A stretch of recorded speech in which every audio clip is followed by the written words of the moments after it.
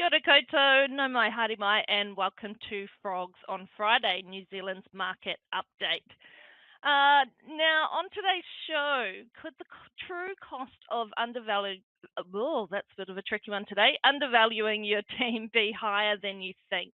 We're joined today by Lizzie Van Winden, Health, Safety and Environment Manager at Accor, to discuss how to avoid costly consequences when handling your year-end salary reviews, and of course the potential impact undervaluing your staff can have on your team, especially heading into 2025. Also on today's show, we'll talk about why could brewing worker resentment lead to a 2025 quitting spree. We'll go through our hot jobs across New Zealand as well as opportunities in Australia and the UK. And our social media insights focus on if Kiwis would prefer a 4-day work week if given the option. Now, before we get started today, I wanted to give a quick shout out to the entire Frog team and shared services inside in the people-to-people recruitment group. We're actually pre-recording today before attending the 𝐂𝐸𝐶 Awards on Thursday night, where we're finalists for 3 categories up on the screen there. Now, of course, 2024 has been a rough ride for everyone, and I'm so proud of the way that the team has kept working hard and supporting each other and our customers through these times. So fingers crossed for a win, but either way, we'll be celebrating. Now, back to our regular program, Mahi Media.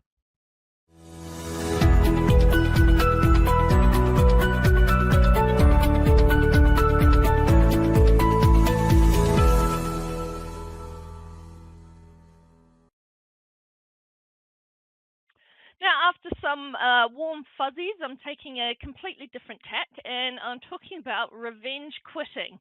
Now, first off, man, these American buzzwords are getting dramatic, aren't they?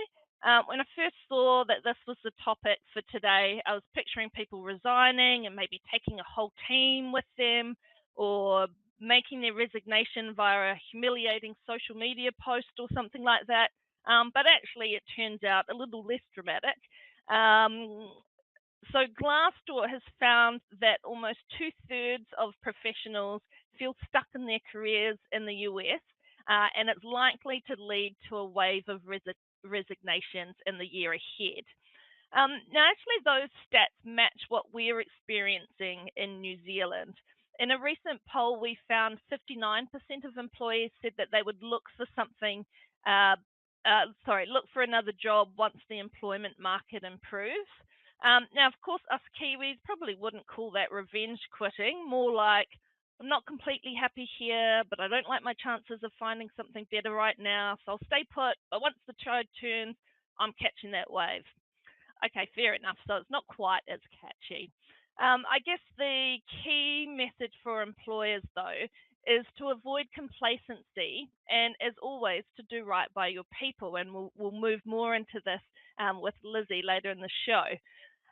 So you might be feeling good about retention rates right now, but these are likely to change as the market improves. So make sure you're valuing your staff and keeping check of employee satisfaction, or you might be faced by the return of the big quit in 2025. So let's take a look at some of the hot jobs in case you are looking at something new right now.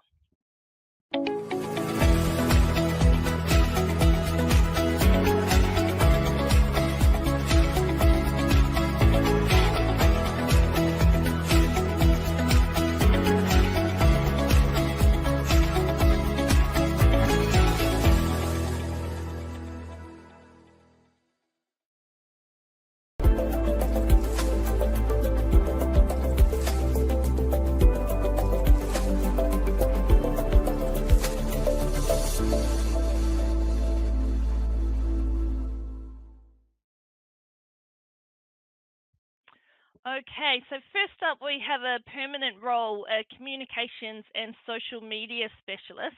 Now this is actually a role that I'm recruiting for, so it can give you a bit more insight than usual. Now this one we are at interview stages, but there's still time if you think you're a standout for this role, to put your application through. And they're keen to get things locked away before the end of the year, so it's ready for a new year start. For this one, they're looking for someone who's a great storyteller, so who can really bring the brand to life, as well as a lot of the business as usual tasks within there. So a big focus on content creation, and of course, you'll be comfortable with various forms of social media and avenues and channels. A tertiary qualification in digital media or communications will be beneficial for this role. And also for this company, they are 100% Māori owned, and that culture is a big part of their story. So be willing to embrace that. You don't have to know how to speak Te Reo, but be willing to learn.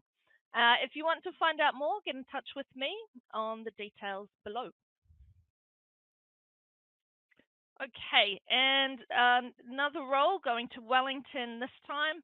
This is a senior advisor, official correspondence. So it's been great to see Caroline. I know Caroline's been working on a few different roles within the government space, so it's great to see that picking up.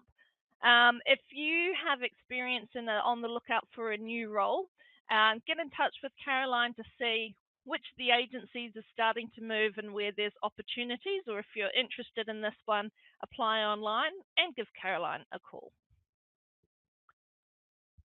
Okay, now let's look further abroad at a sample of the jobs on offer across Australia and the UK.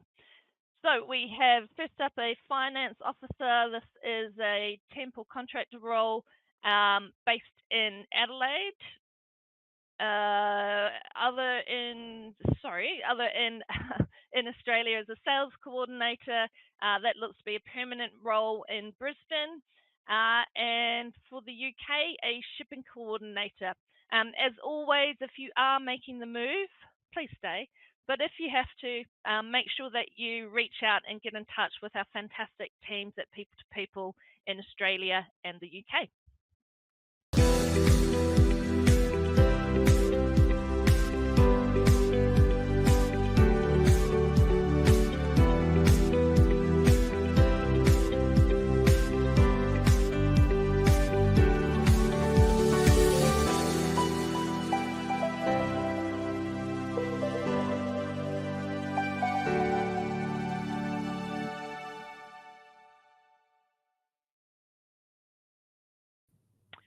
Okay, so for a lot of businesses, it's salary review time. And there can be some great things that come from that, but also some pitfalls. So here to help us navigate that is Lizzie Van Winden from Accor. Lizzie, so glad to have you on the show today. Thank you for having me. Oh, no problems. Before we jump into the discussion, can you tell us a bit more about your role as Health, Safety and Environment Manager at Accor? Sure. So my current role, I've worked for Accor for about 5 years, which is a large hotel chain across primarily Europe, but we've got a lot of us in Pacific. So I've had primarily experience in the human resource manager fields, or what we call talent and culture. And then I decided to specialize into the health, safety and environment side of things. So basically my role consists of looking after everything from the Health and Safety Act for all of our hotel businesses out at the airport.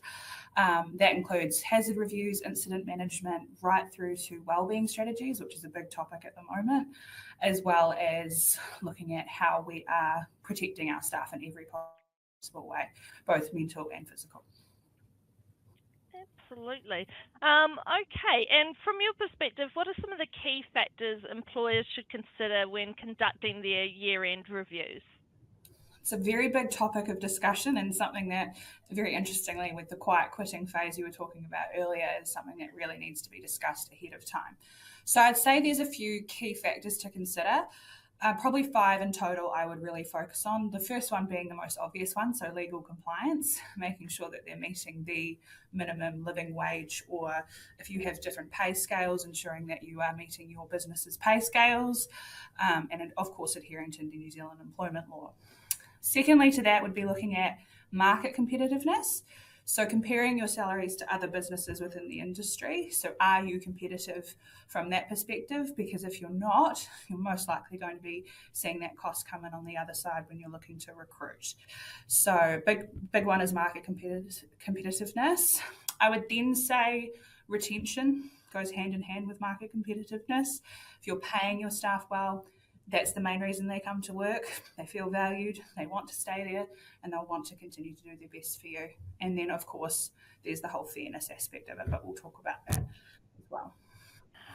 And now that seems to make sense, and obviously key things to look at. But I know it's a lot of individuals have been doing it tough, especially this year. But so have businesses. So it's not an easy thing weighing up the commercial aspects, or some may not be in the position that they've been in previous years to be able to offer those pay rises. So really good reminder to make sure that you're getting the compliance aspects right first, and then if there's room to do more, then yeah, absolutely, and that can give you a great advantage for the year ahead when there's likely to be a lot more movement.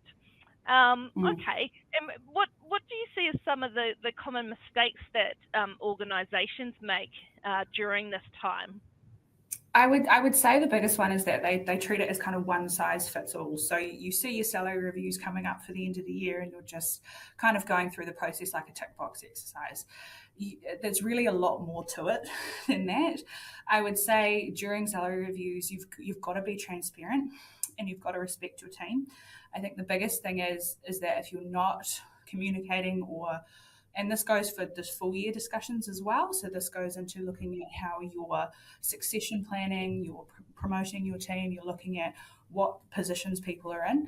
But if you're not explaining salary decisions that you're making to those individuals, I'm not saying go out and tell everybody who's on what, absolutely not. But you should have a level of trust with your staff where you're looking by clearly communicating the process and the criteria of what your salary review will look like for the year.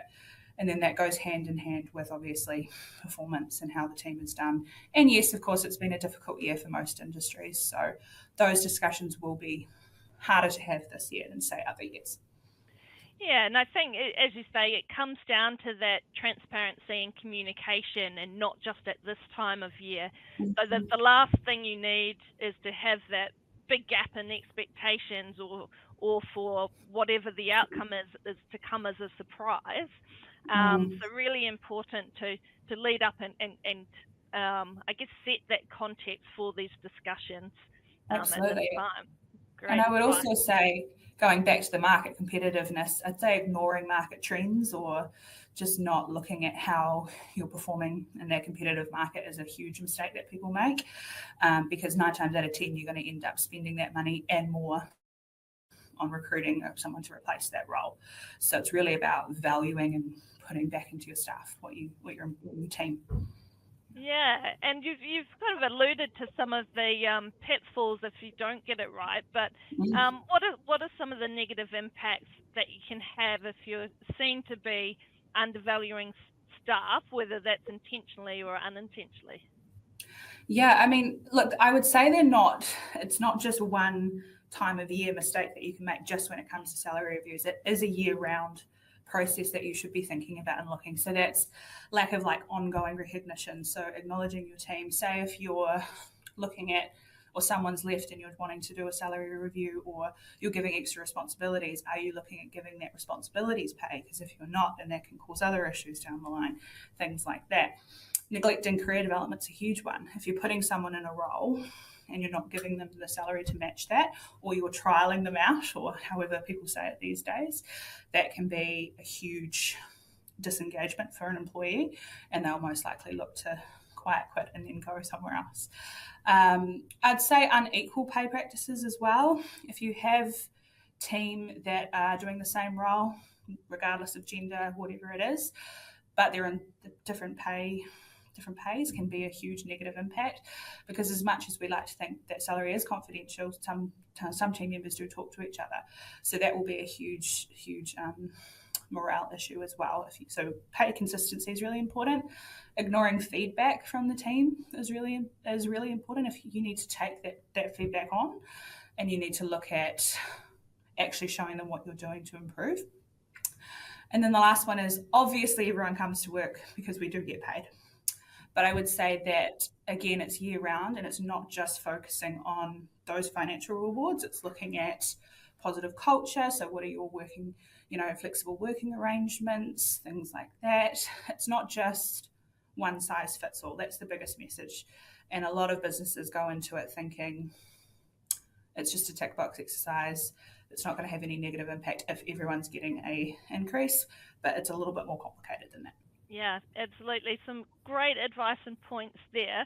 I think particularly you talked about where people are, perhaps they've been taking on extra responsibilities, but if they haven't had the salary bump to match that. So we were talking about dry promotions the other week, and again, as you say, sometimes it is looking at the situation in the market and realizing kind of the realities of the situation at the moment, but that again, that communication is so key, and also being able to offer, if you can't quite make it in the salary stakes at the moment, what else can you offer to make it worthwhile and to show that actually I am recognizing you and I'm giving you these responsibilities to recognize your input and value, but what else can we give you to show that reward in the meantime? Some excellent points there. Thank you so much for joining us today.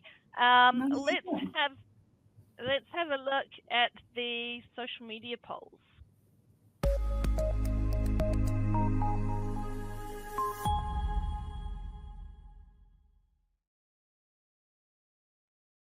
Okay, so we asked if you were offered a 4-day work week, would you opt in?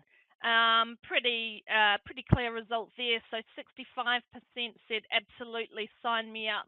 And I guess that's no surprise. One of our other recent polls was on if you're feeling more burnt out at the end of the year than at the start, and that was a resounding yes. Get us to 25 already. So I can see why the temptation for a 4-day work week would come into play. Let's have a look at this week's poll. Is your employer all talk and no action with workplace diversity? So it'd be interesting to see that. Even more interesting if you can put through your comments. We'll be sure to make them anonymous as well if you want to share some insight into that.